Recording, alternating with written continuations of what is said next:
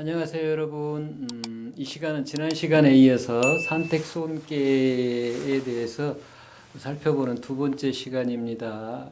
지난 시간에는 이제 산택손괴의 이 괴사와 단사 그리고 대상을 살펴보았고, 이 시간부터는 이제 산택손괴의 그 효사를 중심으로 그 내용이 무엇인지 살펴보도록 하겠습니다.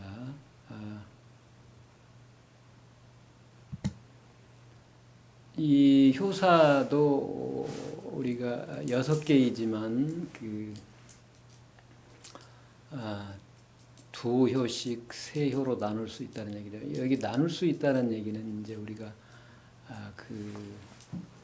여섯으로 나누었지만 여섯으로 나눈 것도 우리 스스로 임의적인 것이지 반드시 그래야 할 건 없다는 얘기입니다. 그러니까 초여와 이유 사이, 이유와 삼유 사이 또는 초여와 상유 사이에도 서로 원처럼 연속이 돼 있고 연결이 돼 있는데, 그 우주라는 것 자체가 그렇고 우리의 삶도 그렇고 한순간도 끊어지지 않고 연결이 돼 있는데, 이것들이 지금 서로 우리가 임의적으로 여섯 효에 의해서 절단을 해서 전체를 보고자 하는 것입니다. 그러니까 마치 화공과 같은데 일부를 떼어내서 그 화공의 전체를 보는 것과 같은 작업이라고 비유할 수도 있겠죠. 그러니까 이 효사 자체나 괴사 또는 괴상의 일부만을 가지고서는 전체를 볼 수가 없다는 얘기입니다. 그러면 이거는 이제 전제가 돼 있어야 되죠. 어떤 전제가요? 겉으로 현상으로 나타나는 이런 육효의 효사로 나타나는 부분을 우리가 쪼개서 볼 수 있지만, 그러나 내면에는 나무 뿌리처럼 화공과 같이 구분할 수 없는 전체인 부분, 하나인 부분이 있기 때문에 그 하나인 부분이 육신을 통해서 이처럼 괴요와 효사라는 또는 괴사라는 글을 통해서 부분적으로 쪼개져서 표현이 돼 있고, 사실은 그걸 통해서 우리는 역으로 거꾸로 그렇게 쪼개서 나타나기 이전을 미루어서 파악할 수 있기 때문에, 이게 소위 말하는 형이상의 도라는 또는 성품이라는 근원을 우리가 파악할 수 있다라는 게 여기가 전제가 되어 있습니다. 그래서 사실 이처럼 무슨 손괴다, 산택손괴와 산택손괴가 성립할 수 있는 거 풍래익괴거든요. 그러니까 손괴와 익괴는 동시에 하나의 두 측면이라고 봐야 되는데, 이처럼 둘로 나누는 것 자체는 사실은 나눈다고 부정적으로 표현하면 이러한 손괴와 익괴, 허공을 나눌 수 없는 하나의 경계를 둘로 나누어서 보는 행위가 이치적인 사고, 이분법적인 사고라고 부정적으로 생각할 수도 있지만, 사실은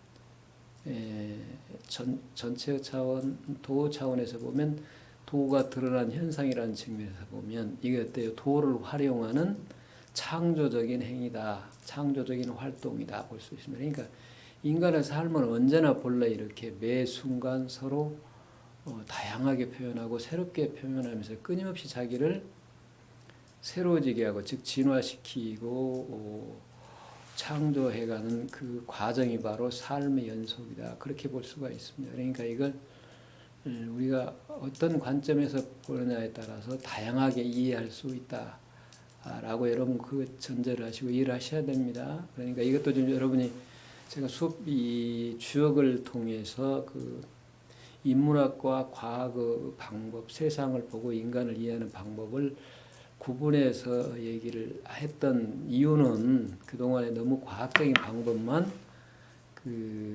강조가 되어 있기 때문에, 오로지 인문학을 하는 사람들도 사회학을 하는 사람도 과학적인 방법만으로 세상을 보고 인간을 보고 삶을 보려고 하기 때문에 인문학적인 방법도 있다라고 얘기를 한 것이지, 사실은 둘이 아니죠. 엄밀하게 말하면 모두 인간이 하는 거기 때문에, 그래서 이제 오늘날 통합적으로 봐야 되고 통합적인 안목을 통해서 융복합을 해야 된다, 융합을 하고 복합을 해야 된다라는 이제 얘기가 나오는 까닭이 거기에 있습니다. 그러니까 우리가 비록 주역의 그 효사를 따라서 육신으로부터 육신을 중심으로 나타나는 의식의 분별 현상으로부터 그것으로 드러나기 이전의 허공과 같이 분별이 없는 마음에 이르고 다시 그 마음으로부터 마음으로 드러나기 이전의 본성이라는 염정, 더럽고 깨끗하고 선악 시비가 없고 생사도 없고 유형무형도 없고 유도 없고 무도 없는 그런 경계에 이루고자 하는 방향에서 지금 괴요사를 이해하기 때문에 그러는 것이지, 사실은 이러한 행위 자체도 그걸 역방향이라고 하는데 반대 방향에서 보면, 순방향에서 보면 그것도 곧 본성의 작용이다, 그런 얘기. 그러니까 이게 사실 그 순역이 하나가 되면서 은혜가 어느 것에서 하나가 돼요. 마음에서 하나가 됩니다. 그러니까 그 마음을 통해서 하나가 된다는 얘기는 몸을 통해서 끊임없이 자기를 그 드러내잖아요. 현재의 나를 드러내고 그 드러냄으로써 다른 사람과 다른 생명체와 관계를 맺고 또 다른 생명체로부터의 정보를 수용을 해서 다시 마음을 통해서 가면 그걸 내 자신 것으로 체화를 해서 다시 그 본성의 세계 뿌리에 올려보낸다고 비유를 할 수가 있습니다. 그러니까 그럼으로써 내가 어때요? 새로워지거든요. 새로워지면 그 새로워진 내가 다시 어때요? 마음을 통해서 몸을 통해서 드러날 때는 새로운 말과 행동으로 드러나는 거죠. 그러니까 그 내 내부 안에서도 이렇게 끊임없이 순역이 하나가 돼서 작용이 이루어지면서 생명 현상이 겉으로 이루어지고 있고, 또 이 우주 자체도 나란 개체와 또 다른 개체와 개체가 서로 연관이 되어 있어서 끊임없이 이런 순역의 작용이 이루어지고 있다. 그러니까 어찌 보면 이게 이제 하나가 공으로 표현할 수도 있고 순역이 연결된 공이라면 그 우리 몸 자체도 본성과 마음과 육신이란 그 세 파트로 나눌 수 있지만 사실은 우리가 의무적으로 그러는 것이지, 그걸 더 쪼개면 6개로도 쪼개고 그래서 그렇게 지금 표현하잖아요. 그 모두가 다 사실은 임의적인 것이지 절대적인 것은 없다. 우리가 방편상 스스로 그렇게 나눠서 이해하고 표현할 뿐이다라는 걸 이해를 하셔야 됩니다. 그러니까 마치 원구, 제가 항상 원을 얘기를 하잖아요. 이 우주를 원에 비유를 하면 그 원 위에 세 점을 찍고 그 세 점이 하나로 연결되어 있는 그러한 측면에서 성품과 마음과 육신 또는 생명현상 이렇게 구분해서 나눠서 표현하지만 그것도 사실은 원구 중에 하나, 전체 속에 하나로 포함되어 있는 현상입니다. 그러니까 서로 이게 연결되어 있다라고 우리가 이해를 하셔야 됩니다. 자, 그런 관점에서 이걸 다시 방편상 가장 그 표층으로 드러나는, 표층은 마치 그 바닷물의 그 겉처럼 바람이 불면 파도가 치고 끊임없이 움직이고 거기에 그 밖에서 물이 들어오면 그 물을 수용하고 그러죠. 그 마음은 그러면 이제 그걸 위에서 뭐 온갖 물도 들어와서 섞이고 더러운 것은 깨끗하게 하고 이렇게 가라앉히고 이렇게 해서 밖은 항상 그 파도가 치고 또는 뭐 고요하고 하면서 끊임없이 뭘 받아들이고 내보내고 열을 왜 저 바다도 증발하고 그러잖아요. 그러니까 끊임없이 변화가 일어나는 구조. 그래서 그러려면 그러한 구조를 아는 내면에서 깊은 곳에서는 아무리 그래도 고요하죠. 그걸 받아들여서 고요하게 평형 상태를 유지하는 구조가 있고, 그 속에는 어때요? 더 깊이 들어가면 그 움직이고 변화하는 상태와 고요한 상태가 하나인 그 양자가 둘이 아닌, 그래서 서로 그 양자를 그 조정해주고 균형을 맞춰주는 그러한 측면이 있다고 볼 수 있죠. 그게 이제 우리가 본성과 마음이다, 또는 육신을 통해서 나타나는 생명 현상이다, 그렇게 얘기하는 거죠.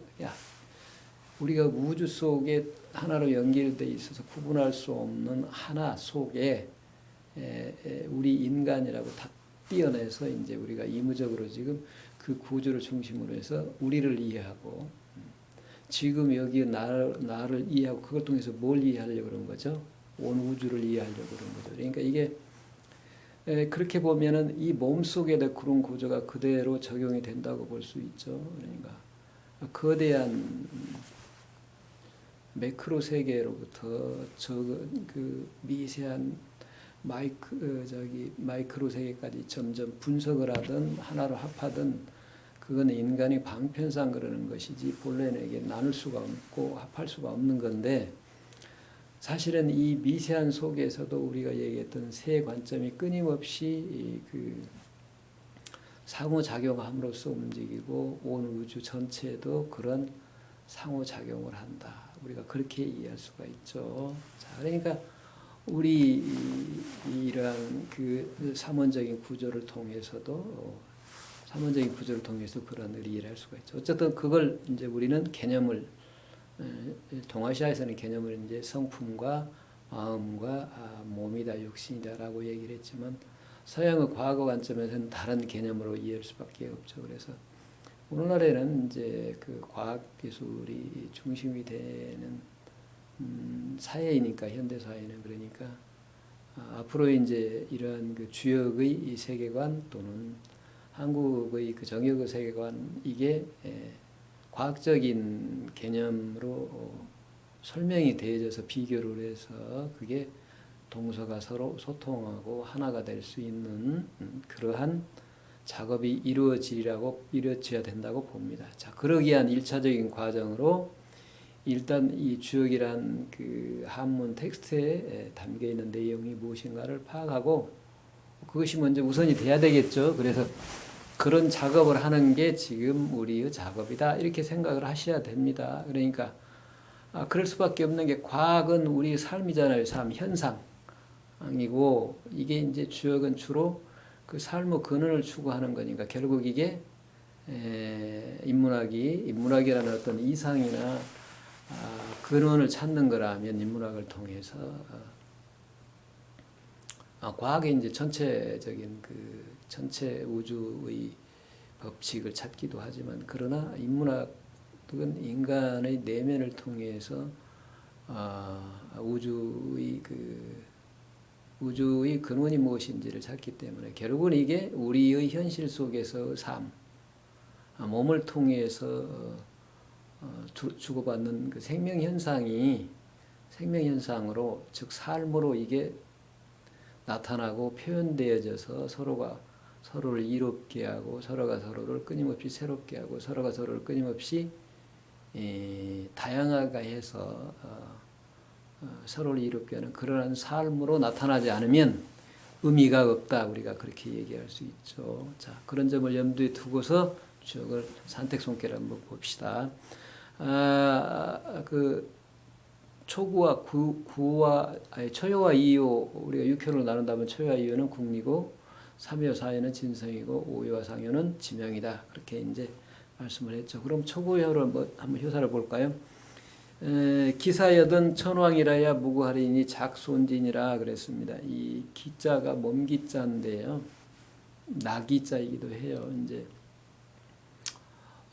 판본에 따라서 이게 한문이 비슷하기 때문에 뭐하고요, 기자하고 이자하고 비슷하잖아요. 이게 이렇게 보면 기지만 조금 끝에 올라가면 이미 이자죠. 이미 이자. 그러니까 이사라고 놓으면 이미 지나간 일, 과거의 일, 이제 그렇게 이해를 할 수도 있는데, 이게 판본에 따라서는 그게 아니라 기자다라고 이렇게 주장하는 사람들도 있습니다. 그래서 우리는 이제 나기자로 보겠습니다. 그 나기는 몸기자이기도 하지만 세 정체가 다 들어있죠. 그러니까 끊임없이 변화하는 측면, 육신, 그는 그러한 변화를 끊임없이 수용을 해서 고요한 상태, 즉 이것과 저것으로 나누어서 그 어느 것을 배제하고 소유하려고 하는 그런 현상이 없는 고요한 상태.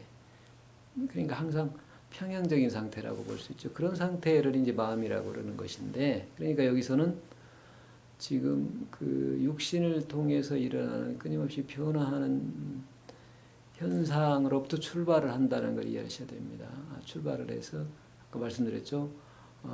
그 이전의 마음에 이르고 마음으로 드러나기 이전의 성품이라고 얘기하는 그 두 상태, 부조라고 해야 되나 상태라고 해야 되나 좋고요. 어쨌든 그런 상태를 조정해주고 균형 있게 균형을 잡히게 해주는 균형을 잡아주고 조정을 해주는 어떤 그런 역할하는 거. 우리는 그걸 성품이라고도 얘기하고 그 전체적인 측면에서는 신이라고도 얘기한다고 그랬죠.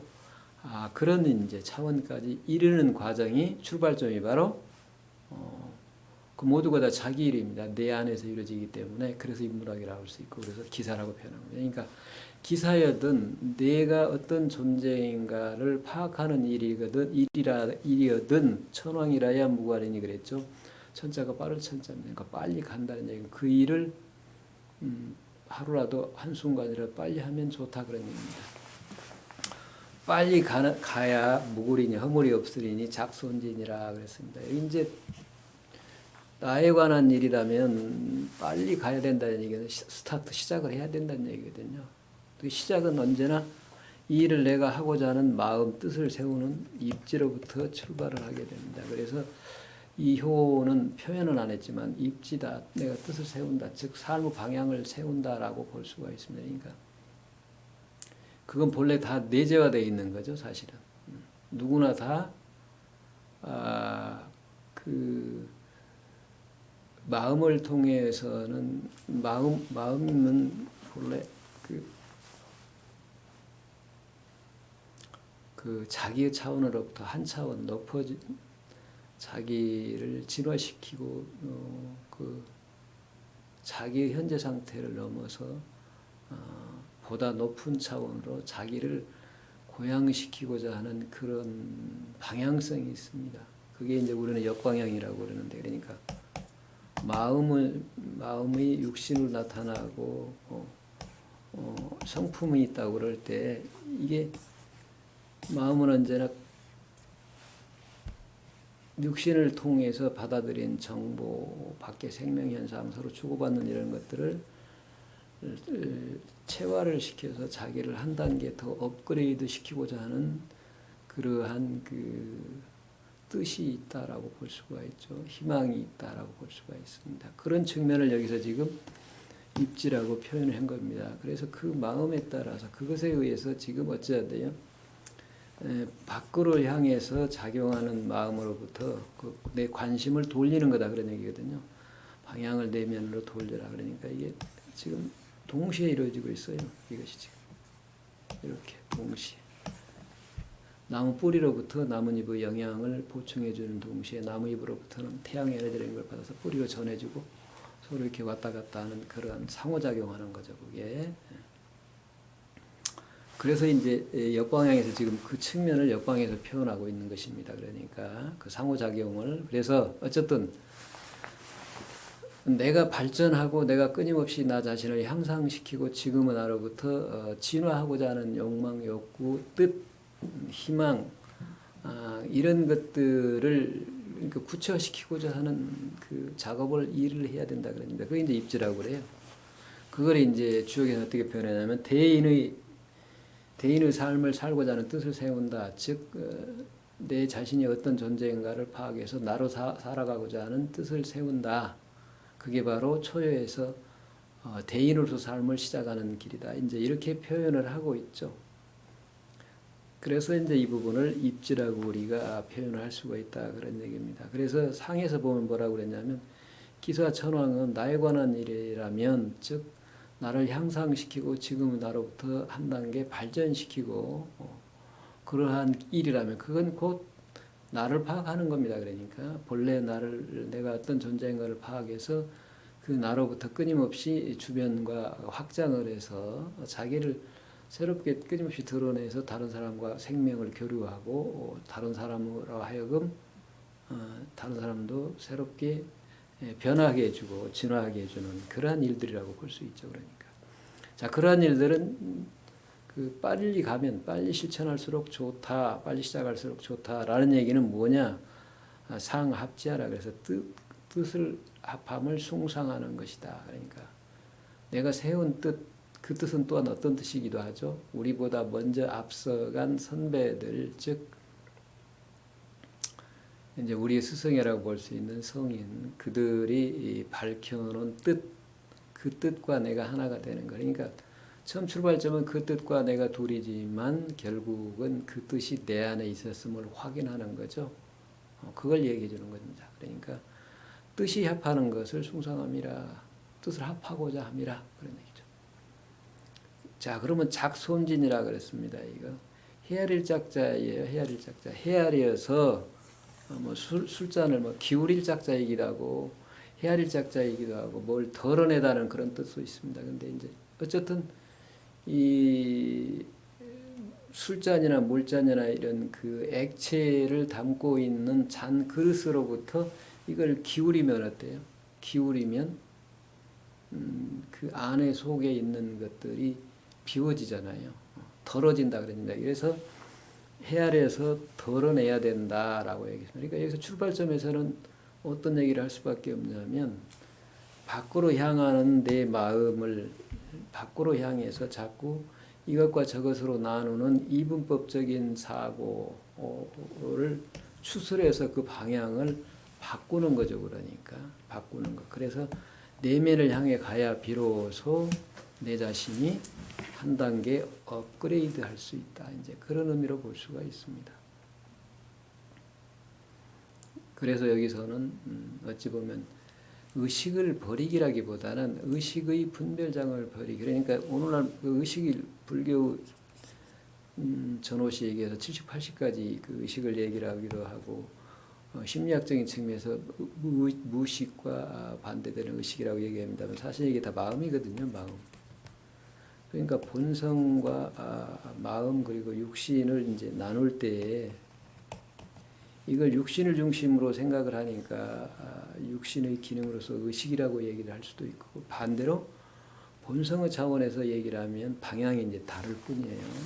여기서 얘기하면 본성이 나타난 작용으로서 마음이다. 그래서 의식과 마음을 구분해서 이렇게 나타내기도 합니다만 사실은 하나죠. 그러니까 우리가 세 구조가 본래 하나인데 이걸 나누어서 설명한 것에 불과합니다. 그래서 두 방향에서 설명을 한 거기 때문에 이거를 둘로 나누어 본다고 해서 둘이 아닙니다. 결국은 육신을 넘어서 의식을 넘어서 본성의 차원에 이르면 결국은 그 본성이 다시 마음으로 드러나고 마음이 육신으로 드러나는 구조를 우리가 이해할 수 있기 때문에 이건 이제 똑같은 거다라고 이해를 하시면 됩니다. 어쨌든 그래서 의식을 차원을 넘어선다라고 볼 수도 있고 의식으로부터 의식의 분별하는 기능으로부터 계속 내가 마음을 따라가서 분별만 하다 보면 어떠냐 본래자로 돌아올 수가 없잖아요. 그러니까 방향을 바꿔야 되죠. 마음의 방향을 안으로 바꿔야 비로소 어떻게 할 수 있느냐.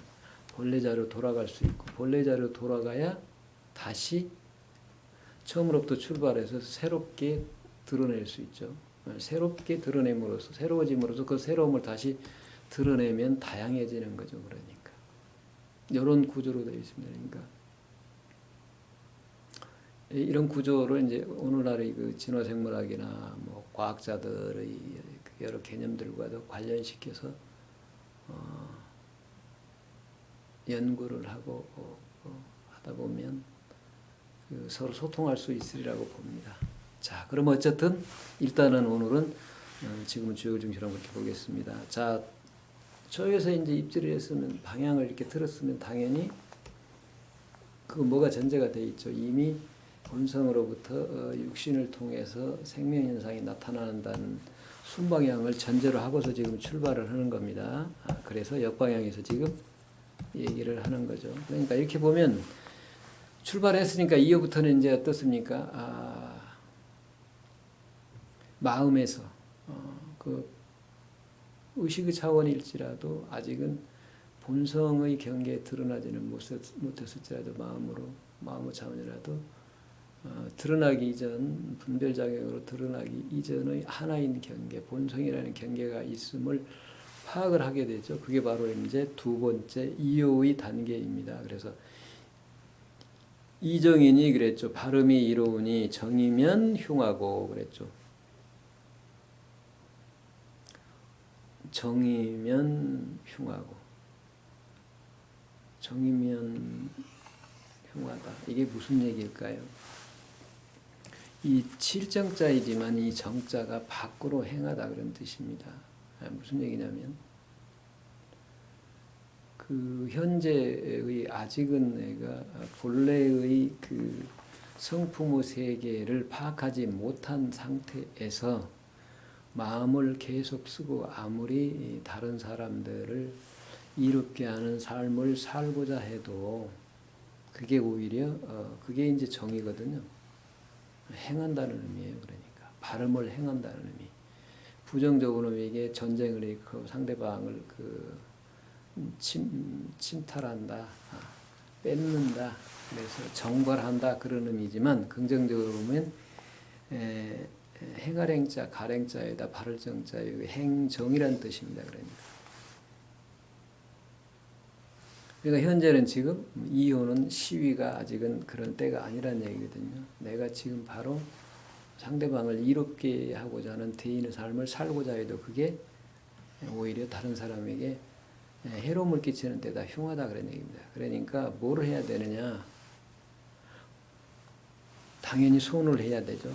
손을 해야 된다. 마음을 이분법적인 사고에 의해서 시비, 선악, 비추, 대소, 장단을 가르고 심판을 해서 그걸 선은 소유를 하고 악은 버리고자 하는 그런 태도로서 다른 사람을 대하면 어떠냐. 다른 사람도 흉하게 만듭니다. 그러니까 어때요? 불손이면 어떻게 돼버립니까? 그러면 그런 마음을 덜어내지 않으면 더해주는 게 돼버립니다.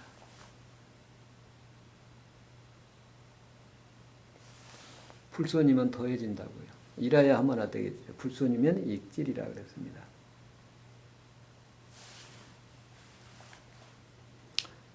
그러니까 여기 이제 반대 얘기했지. 정이면 흉하다는 걸 다시 지금 구체적으로 설명하는 거다. 그렇게 볼 수도 있죠.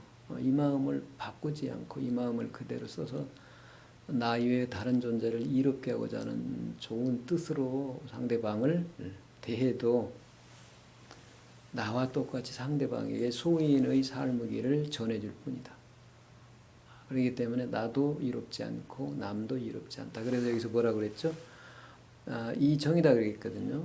발음이 이롭다 그렇게 표현을 했죠.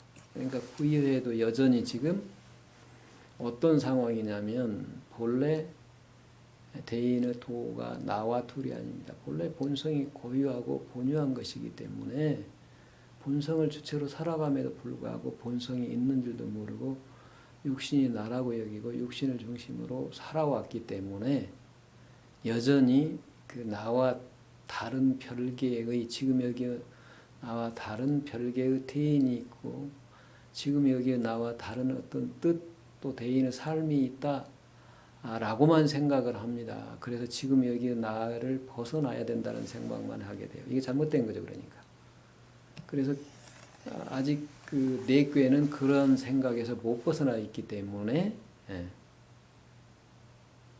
못 벗어나 있기 때문에 그런 삶을 밖으로 향해서 나를 드러내려고 하지 말고 내면을 향해서 나 자신을 업그레이드하는 한 단계 발전시키는 그러한 작업으로서의 소위 말하는 수기라고 얘기하잖아요. 수기.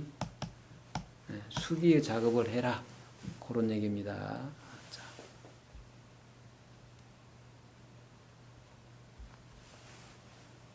자, 그 다음에는 이제 삼효와 사효를 볼까요? 삼효와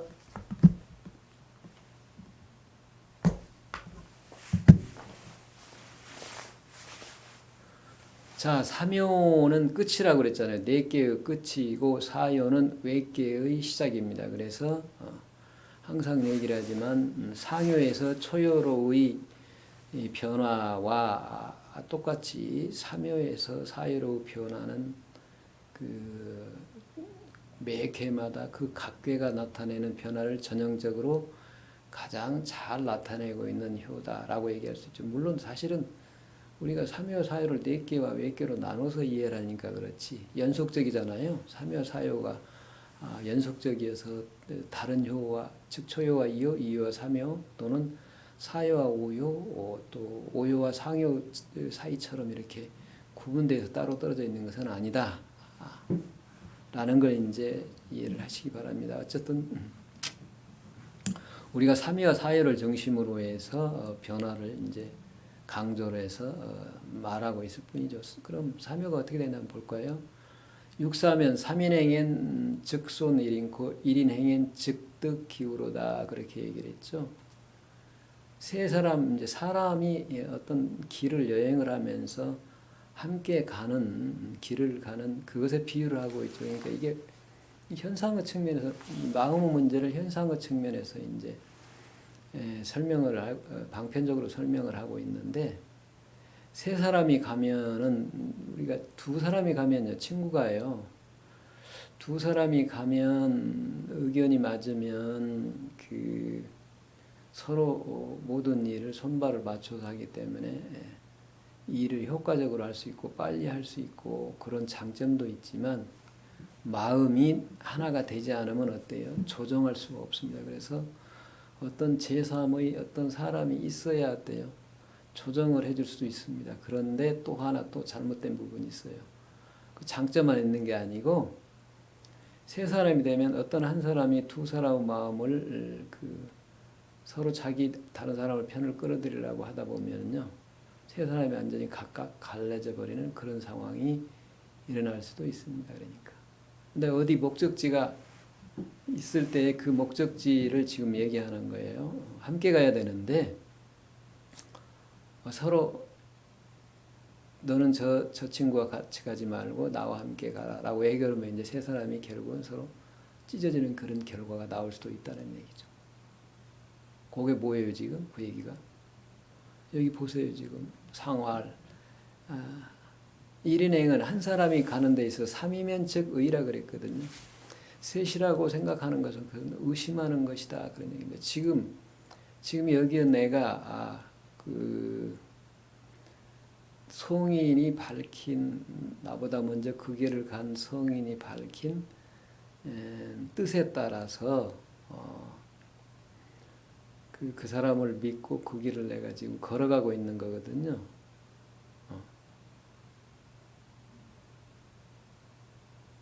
자, 그게 이제 뭘 비유하는지 한번 볼까요, 그러면 내가 지금 있고요. 나는 이제 군자라고 표현할 수 있죠. 뜻을 세웠으니까 대인의 삶을 살고자 하는 뜻을 세운 사람을 군자라고 그럽니다. 그러니까 군자가 지금 성인의 뜻을 따라서 가는 게 둘이 가는 건데 거기에 세 사람이 되면 뭐예요? 소인이에요, 소인.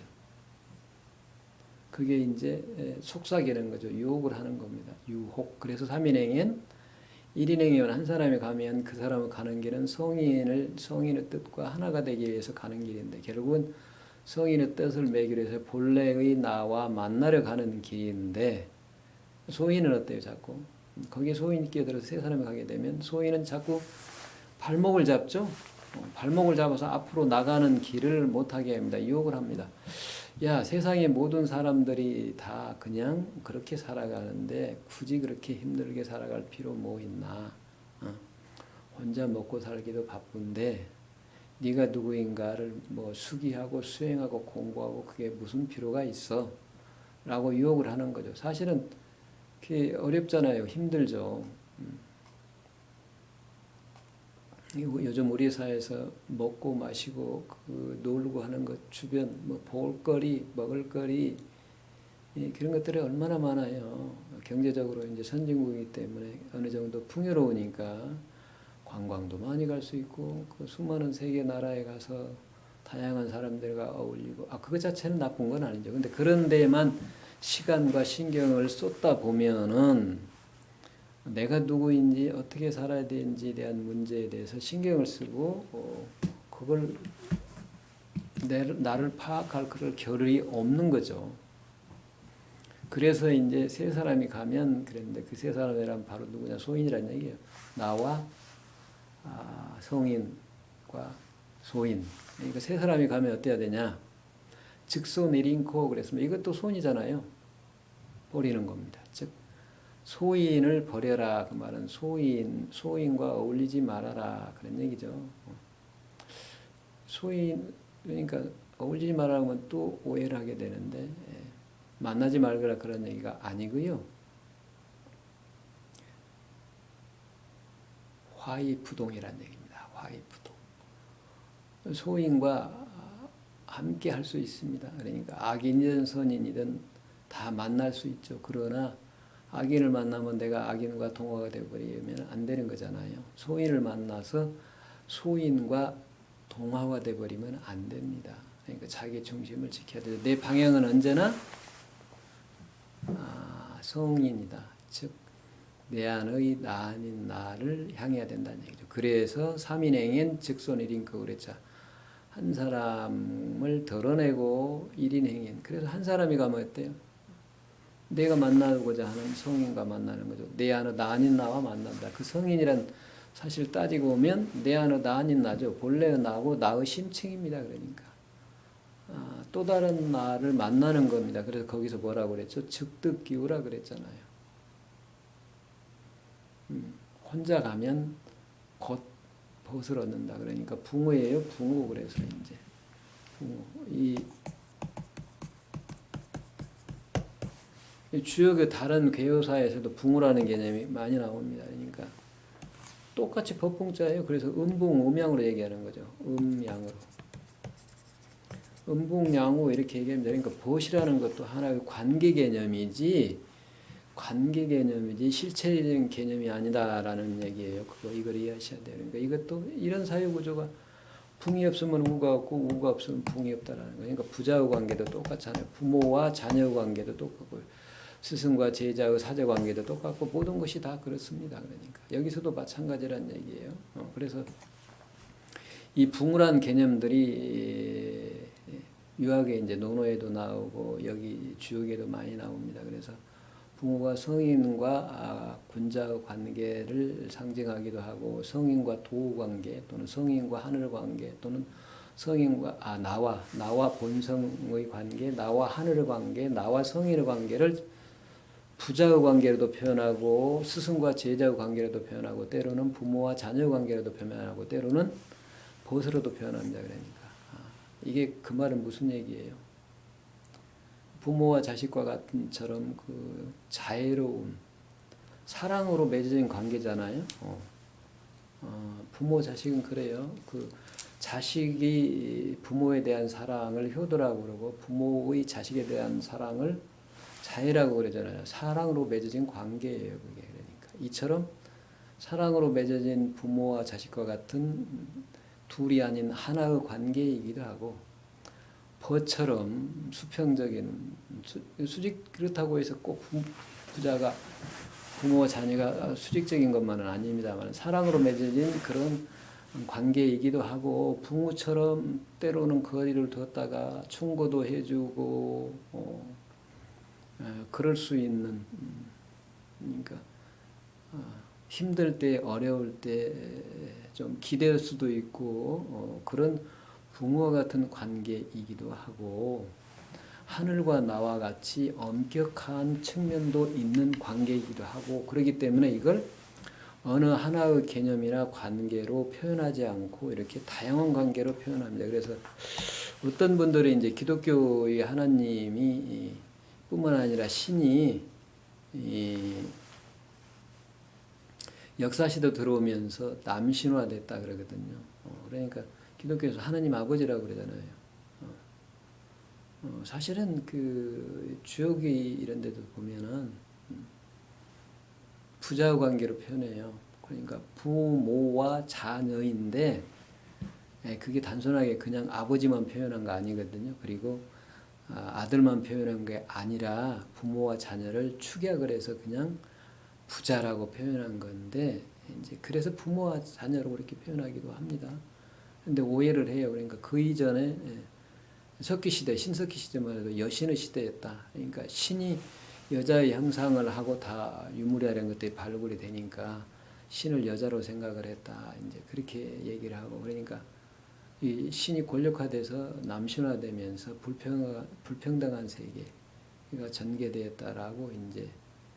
그렇게 주장하는 분들도 있죠. 근데 사실은 신 자체는, 신이라는 개념 자체가 뭐라고 그랬죠? 음양불축지유 신이라고 그랬잖아요. 이 우주 자체가 하나 크다, 통째로 하나임을 구분할 수 없음을 신이로 표현한다고 그랬죠.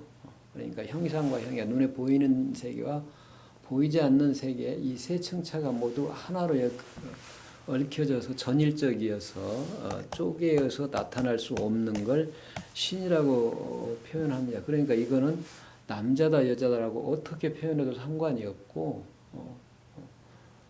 오히려 남자 여자와는 다른 거죠. 그러니까 남신 여신으로 표현할 수 있지만 신 자체는 남녀가 없잖아요. 남녀라는 특성이 없습니다. 그냥 남이기도 하고 여이기도 하고 남녀를 넘어섰기도 하고 그런 모든 것들이 포괄화되어 있는, 포함되어 있는 그러한 개념이라고 우리가 이해를 하면 됩니다. 그러니까 곳곳에서 때로는 붕어로 표현되어 있고 부자로 표현되어 있고 또는 하늘과 인간이라는 엄격한 그런 관계로 표현이 되어 있기도 합니다. 그래서 여러분들 그 논어를 보면 논어 첫 번째 장이 뭐죠? 학위 시습지면 불황여로와 그랬죠.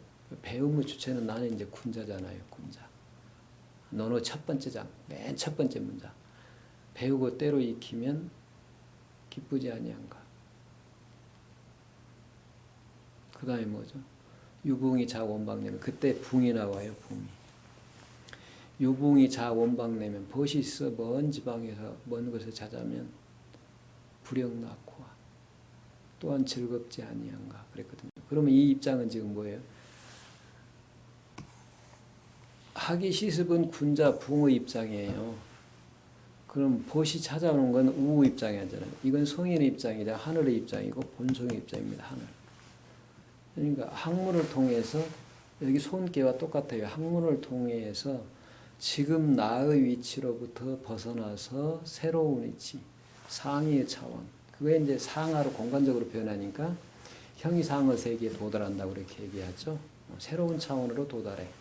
그걸 이제 부모가 만나는 거, 벗과 벗이 만나는 것으로 비유를 합니다. 그러니까 학위 시습지 불응여라는데 갑자기 무슨 학문을 하는데 벗을 만나는 거 얘기하는 거 아닌가 상관이 그렇지가 않습니다. 똑같은 학문의 문제입니다. 그러니까. 그래서 이걸 하학의 상달이라고 그런 거니까. 형이 하의 세계에서 학문을 통해서 뭐하냐?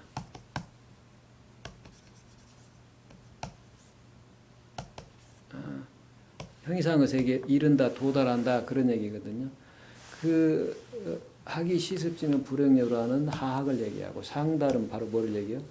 유붕이 자원방내면 불응낙화. 거꾸로 이제 버두드 측면에서 즉 본성의 측면에서 내 안의 나 아닌 측면에서 이렇게 비유를 해요. 나를 그렇게 두 층차로 비유를 하고 공간적인 상하 개념으로 이제 나타내니까 형이하에서 형이상의 세계에 도달했다고 그렇게 이해를 합니다. 표현을 합니다. 나타냅니다. 그래서 벗이 있어서 멀리 표현할 수밖에 형이상은 서로 이게 떨어져 있고 성격이 다르니까 존재 양상이 다르다 그렇게 얘기해요. 시공 내적이고 시공을 초월했다 그렇게 우리가 표현을 하니까 예. 그래서 그 벗이 오니 먼 지방에서 벗이 오니 또한 즐겁지 않아요. 즐거울라 그렇게 표현하죠. 자, 그러면 이제 이걸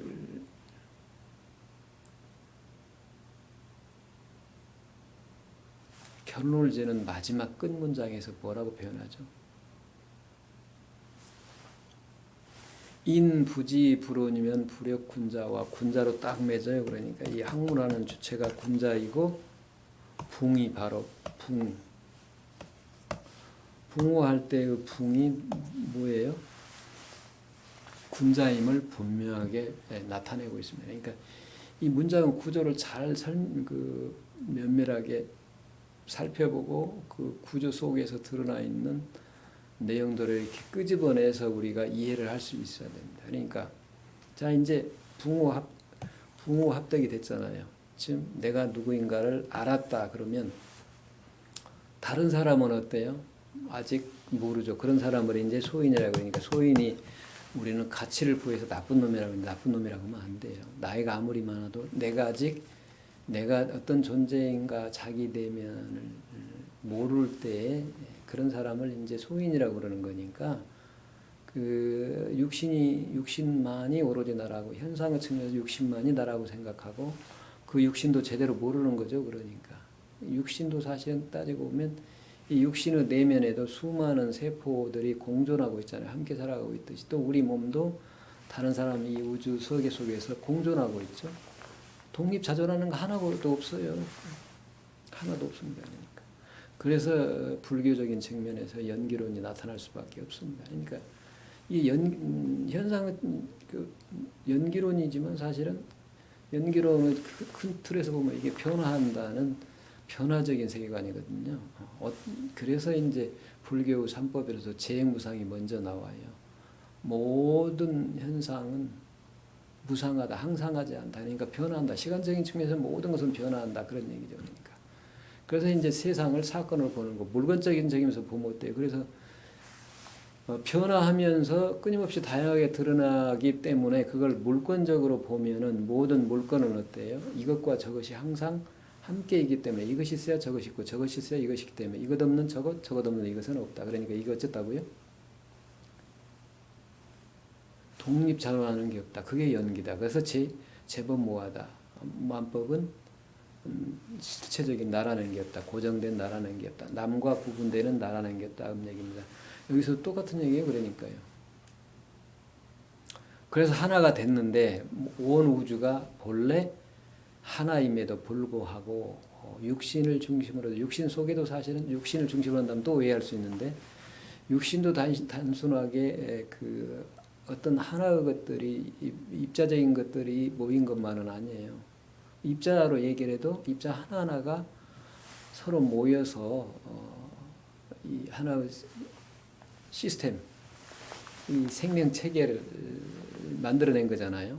인간으로 본다면 우리 몸이라는 그 생명 체계인 시스템을 만들어내겠는데 뭐 조직을 오거나이제이션 조직이 형성되었다라고 볼 수도 있고 어쨌든 그렇죠.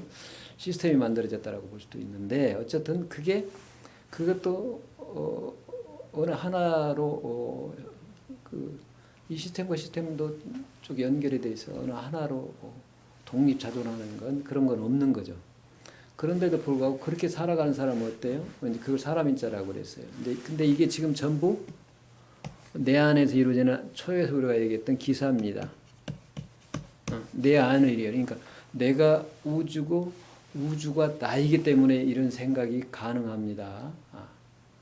내가 우주이고 우주가 나예요. 그러니까 부분이 전체고 전체가 부분이기 때문에 이런 일이 가능하다는 얘기입니다. 그러니까 내 일이 곧 우주일이고 우주일이 때이다. 그러니까 나를 알면 우주를 알고 우주를 알면 나를 안다. 그렇게 얘기를 할 수가 있는 거죠. 그러니까 거시 세계의 눈에 보이는 매크로 세계와 보이지 않는 현명으로 봐야 되는 저 입자로 미입자로 들어가는 그 마이크로 세계가 둘이 아니다라는 게 그런 겁니다. 그래서 이게 기사예요. 그러니까 내 안의 일인데 이걸 지금 방편상 다른 사람으로 나누었죠. 그게 내 일과 우주 일이 둘이 아님을 하나임을 모르는 사람. 그 사람은 어때요? 그러니까 모르면 다른 사람이 몰라도 어때요? 아까 지금 삼인행위 했을 때 그 사람과 동화되지 않을 사람, 즉 그 사람의 상태와 동화되어서는 안 될 거죠. 내가 시프트 이동을 해야 된다는 얘기죠. 그 사람은 모른다 입니다. 굳이 그 사람은 몰라 지금 그걸. 그러니까 그 모른다고 그래서 그와 내가 둘이 아니에요. 모르는 사람일지라도 결국은 내가 어찌해야 돼요? 물이 아래로 흐르다가 웅덩이를 만나면 자기의 몸으로 채워주잖아요. 메꿔주고요. 더러운 곳에 오염된 곳에 물이 마다지 않고 흐르게 되면 그 더러운 곳이 깨끗하게 씻어지잖아요. 그게 물의 작용이고 사실 물만 그런 게 아니라 생명체도 다 그러는 거거든요. 서로. 굉장히 이기적인 측면이 있다. 내 이익을만 위하는 측면이 있다는 얘기는 사실은 어느 정도 내 자신의 상태를 유지하고자 하는 그런 거예요. 그런 안정적인 측면과 끊임없이 나를 새롭게 드러내는 두 측면이 있다는 얘기예요. 그거 우리 뭐라고 그래요? 마음과 몸이라고 그렇게 얘기를 하죠. 그러니까 몸은 굉장히 이 변화가 가장 많이 일어나는 그 가장 전방, 최전방이다. 그렇게 볼 수 있죠. 그러니까 우리가 뭘로 비유를 했죠? 나무에서 나무 잎과 같다 비유를 했죠. 이게 생명 현상이 가장 그렇게 그 최전방적이고 그래서 가장 변화 현상이 왕성하게 일어나고 치열하게 일어나는 곳이다. 그렇게 볼 수가 있죠.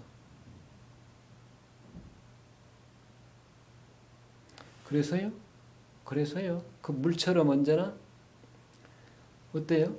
나는 깨끗하려고 합니다. 더러운 곳에 가지 않고 깨끗하려고 하는 측면이 있습니다. 자기를 그대로 보존하는 측면이 있어요. 어찌 보면 그게 자기 긍정적인 측면이죠. 현재 상태를 유지하려는 측면도 있는 동시에 그걸 어찌 보면 이기적이라고 볼 수 있는데 그런 것만 있느냐? 그건 한편이고 한편으로는 또 새로워지고자 하는 자기를 끊임없이 발전시키고자 하는 마음도 함께 들어 있습니다. 그 뜻도. 그것 때문에 우리가 수기하고 수행하고 학문이 가능하다는 얘기죠. 그런 측면이 있습니다. 그게. 자, 그것이 있기 때문에 어때요? 공생한다는 얘기, 함께 살아간다. 함께 살아간다. 그리고 함께 존재한다. 공생한다. 그래서요, 오히려 내 몸을 깨끗하게 하는 게 아니라 물처럼 다른 사람의 웅덩이를 부족한 걸 메워주고 내 몸으로 메워주고 더러운 것을 내가 깨끗하게 씻어주잖아요. 그러면서 나와 똑같이 깨끗하게 해준다. 그러나 물은 사실은 씻어주지만 섞이지는 않습니다. 섞이지는 않아요. 그러니까 가라앉히면 오물은 무거운 것은 가라앉고 가벼운 것은 물에 떠가지고 건져내거나 분리시킬 수가 있잖아요. 그런 특징들이 있습니다. 그러니까 사람 마음이 두 가지 측면이 있다는 거예요. 우리가 대긍정을 얘기하잖아요. 내 자신의 가치 의미를 긍정을 하고 보존하고 싶어하는 측면이 있고 이와 달리 또 지금 현재의 나의 상태로부터 벗어나서 내가 새로워지려고 하는 측면이 동시에 갖고 있다는 얘기죠. 그걸 이제 우리는 순역의 방향으로 마음을 순역의 방향으로 나눠서 이렇게 표현한 거죠. 그러니까. 그래서 그게 이제 부정적인 측면입니다. 그러니까 이런 자기 부정의 측면이 나를 진화시키려고 하는 행위로 나타나고 그게 우리가 이제 수행하고 수도하고 숙이라는 소위 말하는 내 안의 나 아닌 나, 내가 몰랐던 우주와 본래 하나임을 확인하는 그러한 일들, 그러한 작업들을 하게 되죠. 그럼으로써 내가 어때요? 과거 나와는 달리 새로워지고 그 새로운 나가 다시 이 생명현상으로서 밖으로 발산이 되어 나타납니다. 그걸 이제 우리는 뭐라고 그래요? 하와 중생이라고 그러고 나를 끊임없이 새롭게 해서 본래 나를 확인하고 그걸 또 다시 새롭게 나를 다양하게 드러내는 걸 또 새로워지는 걸 상구보리라고 그렇게 표현하죠. 그러니까 상구보리와 하와중생이 한번 뭘 깨달아버리고 중생을 제도하고 항상 뭐 이렇게 별개의 것이 아니고 이게 내 안에서도 항상 나에게도 적용이 될 뿐만 아니라 이 우주 속에서도 이 내 몸 안에처럼 이런 순역의 두 작용이 생성작용이 끊임없이 이루어지기 때문에 나와 밖에서도 다른 사람과의 관계, 다른 생명체의 관계도 이렇게 하나로 얽혀져서 상호작용하면서 돌아간다. 그런 얘기입니다. 자, 그 얘기를 이제 삼인행엔 즉손일인고 일인행엔 즉득기구르다 그렇게 표현한 겁니다. 그러니까 여기는 뭐 사람 하나 덜고 더하고 이렇게만 생각을 해서는 안 되죠. 근데 이제 이게 자유로워지려면 어찌해야 되겠어요? 내 마음이 어느 한 방향, 순방향이나 역방향, 상구보리와 하중생, 육신을 향하는 마음이나 내 안에 나 아닌 나를 향하는 마음이나 즉 무아나 유아나 이런 것들에 얽매이지 않고 자유자재해야 되겠죠. 그게 처음부터 그렇게 되면 좋으려만 그게 어느 순간에 그게 어느 정도 그 과정을 거쳐야 비로소 그게 자유로워지기 때문에 어떤 사람이든 그런 과정이 필요하다라는 얘기입니다. 그걸 지금 얘기하고 있는 거예요. 그러니까 이 삼위에 오면은 이제 점차 사유에 가까워지기 때문에 변화가 이제 이루어지기 시작하고 삼유가 변해서 사유가 이루어지거든요. 그러니까 이제 삼위에서는 어찌 보면 4개 초유에서 뜻이 세웠던 뜻이 일단은 뜻을 세웠다는 얘기는 그 뜻과 내가 둘이라는 뜻이거든요. 성인과 내가 둘이고 대인과 내가 둘이고 그런데 이유에서 여전히 이제 둘이지만 처음에는 내가 뜻을 세우고 그냥 그게 파악을 해야 되겠다, 알아야 되겠다라고 생각하는데 그게 이유에 이르면 어때요? 그게 내 마음 속에서 수용이 더해져요. 둘로만 있는 상태가 아니라 내 마음 속에서 수용이 더해져. 지난 시간에도 얘기를 한 것 같기도 한데 화엄경에서도 그런 얘기 나오잖아요. 신, 믿음. 그러니까 내가 세웠지만 믿음을 가지고 세웠지만 이게 믿음을 가지고 믿음이 강해져야 내 마음 안에 머무르게 되고 내 마음 안에서 머물러야 뭐가 된다고요? 행이 된다고 그러잖아요. 행. 그러니까 행이 이루어지기까지는 삼위일기까지는 그런 상위일기까지는 과정이 거치게 되는데 행도 이제 실제 삶도 있고 마음의 행도 있고 그러는 거죠. 마음의 문제로. 그래서 이후에서는 내 마음에서 받아들여지기 때문에 이제 어떻게 해요? 이제 소인의 삶을 버리고 소인의 삶의 길을 버리고 대인의 삶을 살아야 되겠다는 생각이 확고해지기 시작합니다. 그러다 보면 삼위는 어때요? 이제 소인의 삶을 버려야 돼. 그러니까 삼인행인 손일인코에 소인의 도를 버리고 대인의 도, 성인의 도가 하나가 된다고 생각하니까 어때요? 기존에 내가 살았던 삶의 습관은 어떻습니까? 현상을 보고서 그 생명 현상을 중심으로 삶을 살아가니까 자꾸 이분법적인 사고를 하게 되고 자기 중심의 삶, 이기적인 삶만 살게 되고 함께 살아가는 공생이나 공존이라는 생각이 부족하게 됩니다. 그러니까 그런 측면이 자꾸 내 뒷다리를 잡고 뒷목을 잡는 것 같아요. 그러니까 본래 독립자존하는 게 없기 때문에 공생해야 된다라는 걸 이제 목표로 세웠음에도 불구하고 혼자 살아가는 게 편하고 자기 중심으로 살아가는 게 익숙해져 있기 때문에 갈등이 일으킵니다. 그래서 삼위에 이르면 그 갈등이 극단적으로 심해진 때다. 이제 그게 폭발을 해야 바뀌잖아요.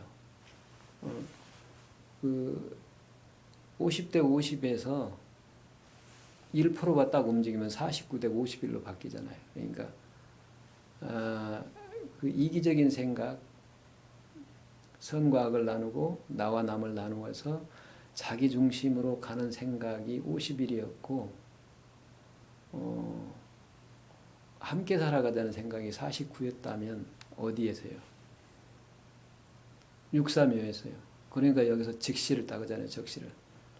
세 사람이 삼인에게 갈 때는 한 사람은 버려라. 즉 네가 지금 대인의 길을 갈 수도 있고 소인을 갈 수도 있고 있다. 너는 지금 그렇게 있는데 너는 대인의 길을 가겠다고 뜻을 세웠지 않느냐. 그러니까 대인의 길을 버려야 된다라고 얘기를 할 수밖에 없습니다. 왜? 버리려고 마음먹으면 먹을수록 소인의 길이 자기가 살았던 과거 삶의 방식이 좋거든요. 익숙하고 습관화되어 있고 그러니까 자꾸 유혹을 하는 거죠. 그래서 그걸 버려야 됩니다. 그러한 때를 지금 6.3회로 표현하고 있는 거예요. 그러니까 이런 일들이 뜻을 세우자마자 한꺼번에 일어날 수도 있고 뜻을 세우자마자 오해의 상황이 바로 일어날 수도 있고 그래요. 사람마다 다릅니다. 그러니까 그래서 이건 천편일률적인 그런 것은 없습니다. 자 어쨌든 그래서 3위에 이르면 이제 굉장히 그 갈등이 심해지기 때문에 내면에서 일어나는 거예요. 마음 문제거든요. 그러니까 갈등이 굉장히 심해지기 때문에 힘들어요. 엄청 힘이 드는 때가 바로 6.3회인데 6.4회로 넘어가면 이제 어때요? 그 공생하고 공존하는 마음, 대긍정의 마음, 함께 살아가면서도 자신도 행복하고자 하는 마음, 함께 행복하고자 하는 마음. 이게 이제 1% 플러스 됐어요. 51%가 됐습니다. 그러니까 과거 습관의 마음은 49%로 줄어들어 버리죠. 그러나 지금부터는 어때요? 이제 바뀌잖아요. 삶 방향이. 버리는 게 아니라 본래 그러함을 믿고 그 자리에 놔버리는 그것 자체가 모든 것이 다 찾는 것이 아니라 찾는 것이 바로 그 자리의 자격임을 아는 걸로 바뀌게 됩니다. 모든 것을 소인과 대인을 둘러봤던 게 마음 문제이고 둘이 아님을 알게 되고요. 그러니까 사유려면 태도가 바뀐다라고 얘기할 수 있습니다. 자, 오늘은 이 정도로 하고 마치도록 하겠습니다. 자, 수고 많았습니다.